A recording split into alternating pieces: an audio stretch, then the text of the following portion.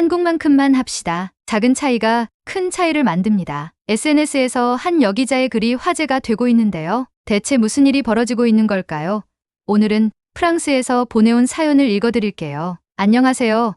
저는 프랑스 보르도 출신의 엘리아나라고 합니다. 현재는 파리에서 교통 전문 기자로 활동 중이에요. 와인이라고 하면 보르도라는 이름을 다들 한 번씩 들어보셨을 텐데요. 이건 일장 와인으로 유명한 샤토 라투르도 보르도 와인이에요. 샤토 라투르는 1855년 보르도 포도주 공식 분류에서 선정된 5개의 프르미에 크리 중 하나인 적 포도주예요. 보르도 10대 브랜드 중 하나로 자리매김하고 있지요. 65헥타르의 포도밭에서 매년 4만 상자 이상의 포도주를 생산하고 있으며 주요 품종은 카베르네 소비뇽, 메를로의 카베르네 프랑, 뿌티베르도로 구성되어 있어요. 샤토에서는 세계적으로 유명한 그랑뱅드 샤토 라투르, 레포르드 라투르, 포이약 이렇게 3가지의 적 포도주를 생산해요. 포도 농장이 많은 보르도에서 자라다 보니 광활한 자연과 조그마한 소도시의 풍경에 도시개발에 대한 관심이 많았어요. 2019년 프랑스 중앙정부와 지방정부가 제3위 장소를 지원하면서 드르빌의 온실을 계획했어요. 보드르빌 지역의 전통 농업과 연계한 서비스를 기획하고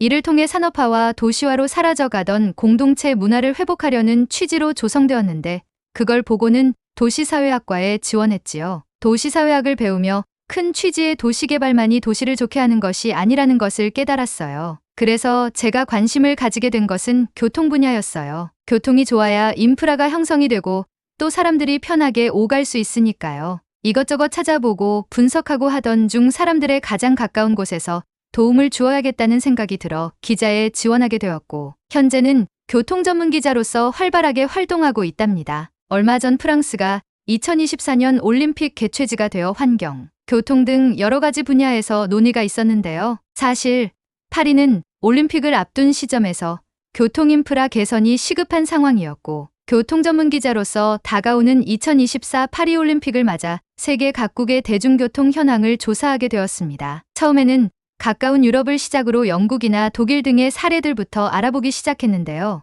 이미 100년 가까이 노후화된 설비들과 혼잡하고 좁은 통로들이 저희랑 크게 차이가 나지 않았고 좀 더 멀리 미국 또한 알아보기 시작했는데요. 지하철의 쓰레기뿐만 아니라 팔뚝만한 쥐까지 목격해버리고는 너무 놀랄 수밖에 없었어요. 선진국이라고 불리우는 미국이 이 정도라니 프랑스와 다를 바가 없었어요. 그러던 중 최근 한국의 대중교통, 특히 서울의 지하철이 세계적으로 주목받고 있다는 소식을 접했어요. 솔직히 처음에는 아시아에 있고 이제 막 선진국 반열에 오른 한국이라는 나라에 가봤자 뭐 별게 있을까 싶었어요. 과연 그 명성이 과장된 것인지 아니면 정말 파리가 본받아야 할 모범 사례가 될 만한 것인지 직접 눈으로 확인해보고 싶어 의심을 가득 안은 채 한국행 비행기에 올라탔습니다. 인천국제공항에 내리자마자 이곳이 정말 아시아의 작은 나라 한국이 맞나 의심스러울 정도였어요. 일단 규모가 엄청 크고 현대적이며 너무나도 청결했어요. 작은 로봇이 안내를 맡고 있었으며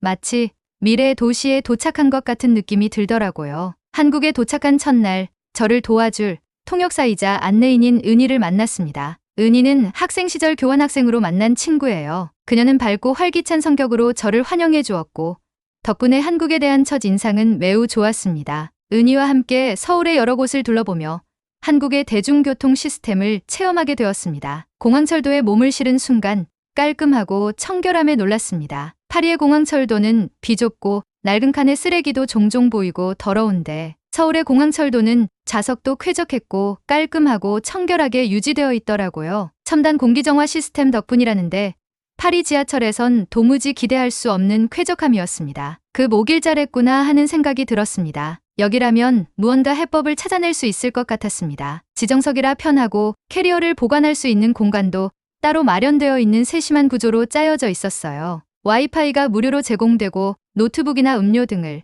가볍게 즐기기에 좋은 간이 테이블도 펼칠 수 있어 이동하는 동안 다양한 편의도 볼 수 있고 시간을 더욱 효율적으로 사용할 수 있다는 장점까지 있더라고요. 서울로 가는 동안 차창 밖으로 보이는 도시의 풍경 변화도 인상적이었습니다. 인천의 해안산업단지부터 점점 높아지는 서울의 빌딩숲까지 역동적인 도시의 변화상은 저를 상당히 설레게 했어요. 이런 광경을 보노라면 급속도로 발전한 한국의 경제력과 기술력이 짐작되는 듯 했습니다. 사실 그날은 짐만 풀어놓고 쉴 예정이었는데 공항철도를 경험해보고 그냥 있을 수만은 없었어요. 들뜬 마음과 함께 지하철을 경험해보러 갔어요. 지하철역에 들어섰는데 구수한 빵 냄새가 나는 거예요. 빵 냄새를 궁금해하자 은희가 저를 이끌었어요. 따라가보니 글쎄 역사 안에 빵집이 있는 거예요. 심지어 빵이 마구 구워져 나오고 있었습니다. 긴 비행에 지치기도 했고 너무 맛있는 냄새에 바로 빵을 사 먹었어요. 모두가 처음 보는 형태의 빵이었는데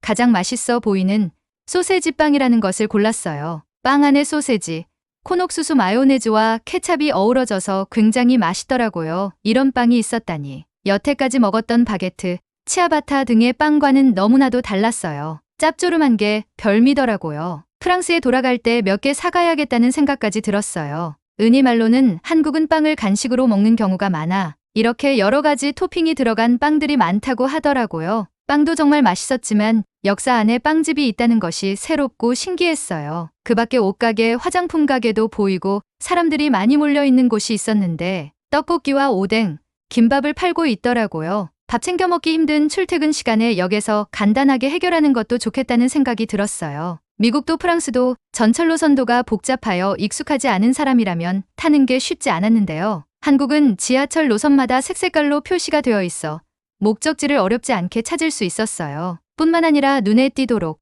역의 지하철 노선도 색과 같은 색으로 환승하는 곳이 표시되어 있어 헤매지 않고 갈아탈 수 있었어요. 처음 오는 사람도 헤매지 않도록 세심한 배려를 한 설계라는 것이 역력하게 보이는 대목이었어요. 별것 아닌 것 같지만 이런 작은 것 하나가 큰 차이를 내는구나 싶었습니다. 많은 공부가 되었습니다. 당장 파리에 돌아가 기사로 쓰고 싶은 마음이 들었어요. 한국 지하철에서 눈에 띄었던 것은 스크린도어였어요. 안전을 위한 장치까지 제대로 마련되어 있다니 부러울 따름이었어요. 그 전에 들렀던 미국 지하철에서는 스크린도어라는 장치를 전혀 찾아볼 수 없었거든요. 스크린도어가 있고 없고는 큰 차이가 있습니다. 바쁜 출퇴근 시간 등 사람이 많을 때 사고로 이어지기도 하고 또 미국에서는 인종차별로 다투다가 끔찍한 사고가 발생한 적도 있어요. 이런 장치가 있었다면 미연에 방지할 수 있었을 텐데 안타까운 일이지요. 한국 스크린도어의 특징은 단순히 안전장치로서의 기능뿐 아니라 실하던가 좋은 글귀 등이 적혀 있어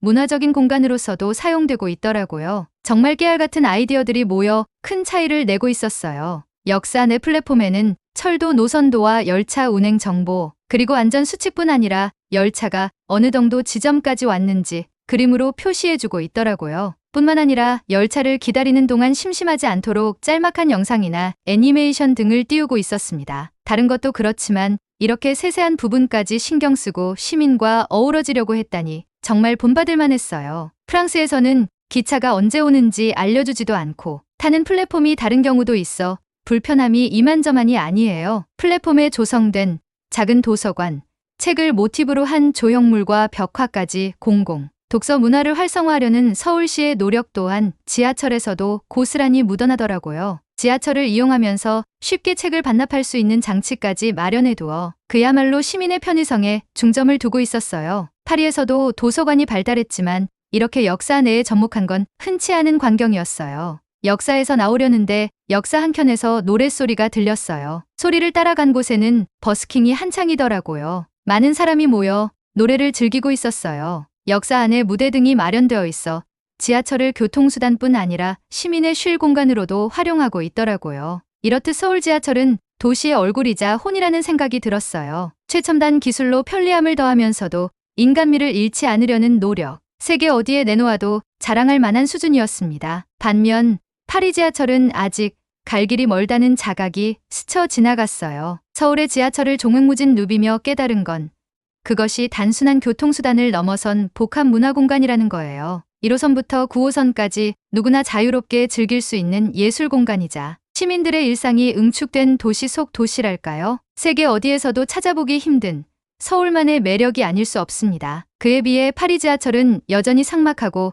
무미건조한 통로에 머물러 있는 듯해 안타까웠어요. 물론 오페라역이나 라스파이유역처럼 문화유산과 접목한 곳도 있지만 서울처럼 도시 전역에 걸쳐 예술을 담아내진 못하고 있거든요. 기능성과 신미성의 조화, 그 척도에선 서울 지하철이 단연 으뜸이라는 생각이 들더라고요. 이틀 동안 지하철을 타고 여기저기를 돌아다녀 보며 여러 가지를 기록했어요. 생각보다 너무 좋았던 서울 지하철 시스템에 버스 시스템은 어떻게 되어 있을까 궁금하지 않을 수 없었어요. 평소 버스는 복잡하고 어려운 대중교통으로 여겨왔거든요. 특히 낯선 도시에서는 더욱 그랬죠. 그런데 서울의 버스는 달랐어요. 정류장마다 설치된 전광판에 실시간으로 도착 정보가 나타나는 걸 보고 깜짝 놀랐습니다. 헤매지 않고 목적지까지 갈 수 있게 돼 얼마나 든든하던지요. 무엇보다 버스를 기다리는 곳에 설치되어 있는 기다림 장소였는데 여름에는 더위를 피할 수 있게 에어컨이 나오고 겨울에는 히터가 나온다고 해요. 버스를 기다릴 동안 편히 앉아 쉴 수 있는 의자뿐 아니라 핸드폰 충전까지 가능하더라고요. 버스에 올라타자 또 한 번 감탄이 절로 나왔어요. 저상버스라 불리는 무단차 버스였는데 휠체어나 유모차 탑승이 편리하도록 설계되어 있더라고요. 어르신들께서도 쉽게 오르내릴 수 있어 보였어요. 파리에도 저상버스가 일부 도입되긴 했지만 서울처럼 활성화되진 않았거든요. 교통약자를 배려하는 서울시의 노력이 돋보였습니다. 버스 기사분의 친절함도 기억에 남아요. 제가 영어로 목적지를 여쭤보자 흔쾌히 알려주시더라고요. 덕분에 낯선 도시에서도 편안하게 여행할 수 있었습니다. 서울 시내는 도로가 복잡해서 교통정체가 심할 것이라 생각했는데 버스 전용차로 덕분에 막히지 않고 이동할 수 있었어요. 대중교통 활성화를 위한 서울시의 꾸준한 정책이 돋보이는 순간이었습니다. 버스에서 내려 인사동으로 향했어요. 과거와 현재가 공존하는 문화의 거리라 해서 기대가 컸거든요. 좁은 골목을 따라 건너라니 색다른 풍경이 펼쳐졌어요. 전통 찻집, 한복 대여점, 기념품 가게까지 여러 가지 한국의 다양함을 체험할 수 있었어요. 인사동 골목을 누비다 발견한 한 식당. 저는 비빔밥에 도전해보기로 했어요. 한국을 대표하는 건강식 중 하나로 꼽히는 비빔밥이 전부터 궁금하기도 했고 은희에게 추천받은 음식이기도 했어요. 다양한 나물과 채소, 고기를 밥과 비벼 먹는 요리라니 상상만 해도 군침이 돌더라고요. 제 앞에 놓인 비빔밥은 보기만 해도 식욕을 자극했어요. 고슬고슬한 밥 위에 색색의 재료가 어우러진 모습이 예사롭지 않았어요. 취나물, 고사리, 버섯, 계란 후라이까지 재료 하나하나에 자연의 싱그러움이 가득했답니다. 고추장을 넣고 비빈 뒤 한술 떠먹어 보니 입안 가득 고소하면서도 담백한 맛이 퍼졌어요. 씹을수록 나물들의 아삭함과 고기에 씹는 맛이 살아나 식감이 너무 좋았어요. 맵고 단 고추장 소스가 밋밋할 수 있는 나물들의 맛을 한껏 살려주는 게 인상 깊었어요. 건강한 맛의 대명사 비빔밥을 먹고 나자 속이 든든해지는 걸 느꼈어요. 영양의 균형을 잡아주는 슬기로운 한 끼였달까요. 브런치 문화가 발달한 파리에서도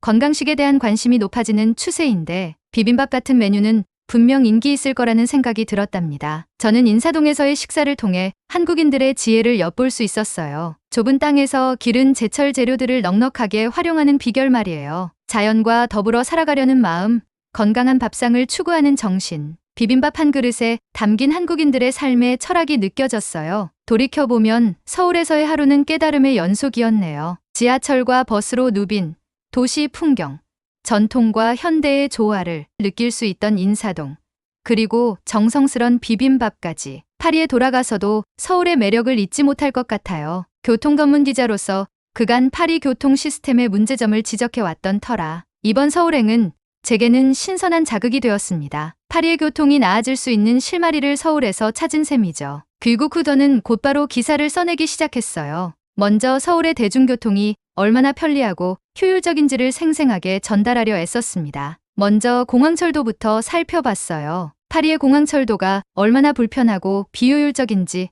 서울의 사례와 비교하며 조목조목 짚어나갔습니다. 차량 내 와이파이 설치, 환승 동선 최적화, 역사 내 편의시설 확충 등 서울의 노하우를 파리에 적용한다면 분명 개선의 여지가 있다고 강조했어요. 이어서 지하철 역내 문화공간 조성에 대해 이야기했어요. 파리 지하철 역사는 그저 통로에 불과하지만 서울은 젊은 예술가들의 작품을 전시하고 시민들의 휴식처로 꾸며왔어요. 삭막했던 지하 공간이 명소로 재탄생한 과정을 저는 생생한 사진과 함께 소개했답니다. 대중교통 정책의 시민 참여를 이끌어내는 방안도 빼놓지 않았어요. 서울시가 정기적으로 개최하는 간담회 사례를 전하며 파리 역시 시민 목소리에 귀 기울여야 한다고 역설했죠. 교통약자의 불편함을 개선하려면 그들의 목소리를 듣는 것이 급선무니까요. 마지막으로 기술 도입의 중요성을 피력했어요. 서울 지하철역에 비치된 스크린도어와 역사 내 공기정화 시스템부터 전동차의 실시간 위치 확인 서비스까지